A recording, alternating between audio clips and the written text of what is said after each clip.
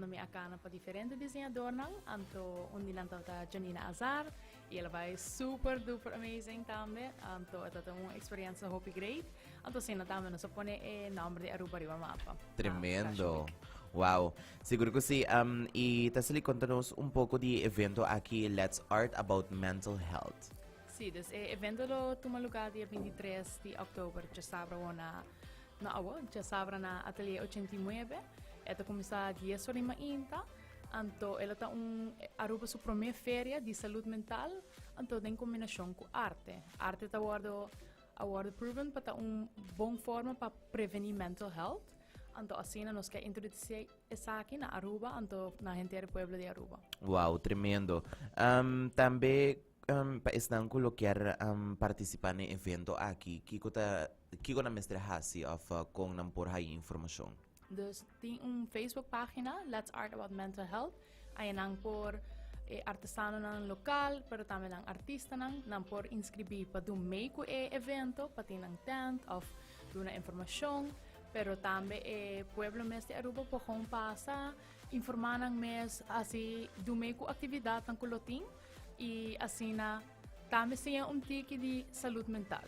Okay. So mita sinti ko sa algo ko nos mister papi mas DJ anto create awareness anto pesay no também nos haciendo evento aqui e ito relatata kami ko dia 10 de October ko ta World Mental Health Day. Oh wow, kudunjiski nang, no? Yes. Sí, y contanos un tiki di awareness aquí di mental health. Sakita algo ko abo mesta para hopi fuerte pe, no? Sí, correcto. Ta para hopi fuerte pe, eta algo ko mita echt believe in, anto mita sinti ko eta algo ko nos mister papi mas DJ ding dia diario anto tambe gewoon eta algo normal ko nos tour ta mak mee y pesay mita sinti ta hopi importante tambe pa por create that awareness for it. Correcto, y mi por mira también ko día de evento aquí, tabaiti un art therapy y después ito sigue pa un art festival. Sakita algo siguro ko si hobby bonita mes y información aquí nang por bayriba Facebook page de Let's Art About Mental Health y también lo ting algún costo un inscripción of algo así na maranes aquí? No, evento ta full gratis, dus patingo chis 30 auto anto llega. Tremendo.